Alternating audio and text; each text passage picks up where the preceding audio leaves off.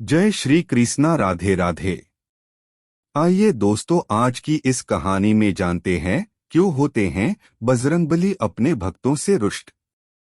हनुमान जी को संकट मोचन कहा जाता है वो इसलिए क्योंकि बजरंगबली अपने भक्तों को सभी कष्टों से दूर रखते हैं, लेकिन ये भक्त भगवान हनुमान जी के सच्चे भक्त होने चाहिए। यदि कोई व्यक्ति अपने आप को श्री हनुमान जी का सच्चा भक्त कहता है तो उसे सबसे पहले तो बाल ब्रह्मचार्य का पालन पूरी निष्ठा से करना होगा। अपने आप को हनुमान भक्त कहने वाला व्यक्ति यदि ब्रह्मचार्य का पालन पूरी तरीके से नहीं करता है तो उसे भगवान हनुमान जी का क्रोध भी झेलना पड़ता है, और इस क्रोध का संकेत खुद बजरंगबली अपने भक्तों को देते हैं। क्या क्या होते हैं वो संकेत आज आपको इस कहानी में जानने को मिलेगा। पहला संकेत होता है कि जब आप हनुमान जी की बहुत उपवास करते हैं लेकिन बावजूद इसके आपके साथ बार बार बुरा हो रहा होता है, आपका नुकसान हो रहा है और आपका दुर्भाग्य आपका पीछा छोड़ने का नाम ही नहीं ले रहा है, तो इसका मतलब है कि भगवान श्री हनुमान जी आपसे रुष्ट है।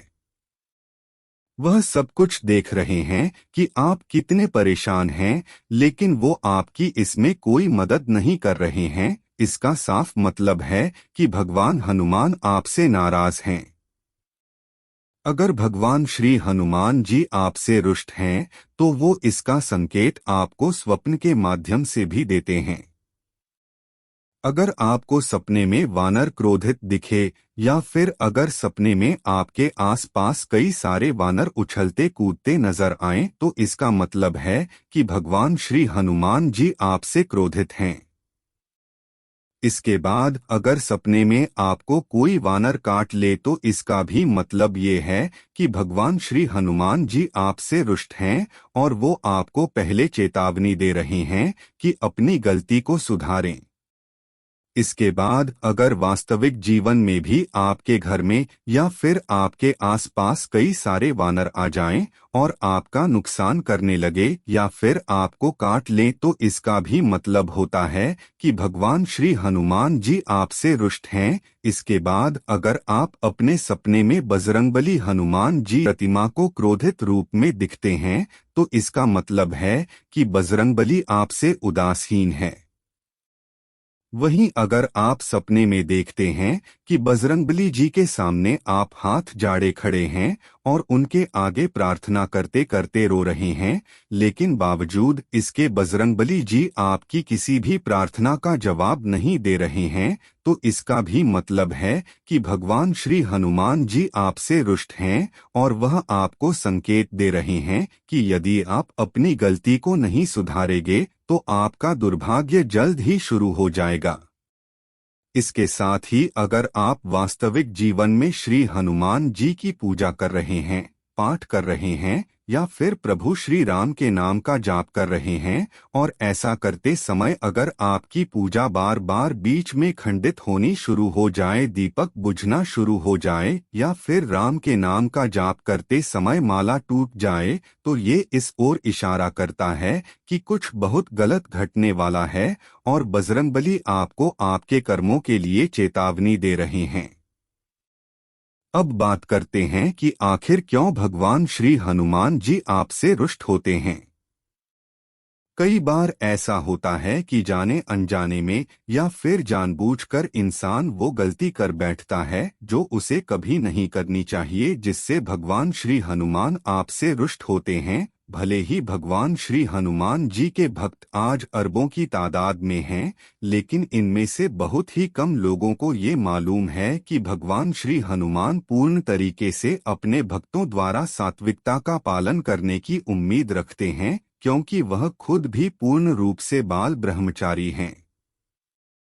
भगवान श्री हनुमान जी के भक्तों की सबसे बड़ी गलती ये होती है कि वह एक तरफ तो खुद को बजरंगबली का भक्त कहते हैं, हनुमान चालीसा पढ़ते हैं, सुंदरकांड का पाठ करते हैं और फिर अगर इसके कुछ ही दिनों बाद ये लोग शराब पी लेंगे और गुटखा खा लेंगे तो ऐसे में भगवान श्री हनुमान जी उनसे रुष्ट हो जाते हैं और फिर शुरू होता है इन लोगों का दुर्भाग्य।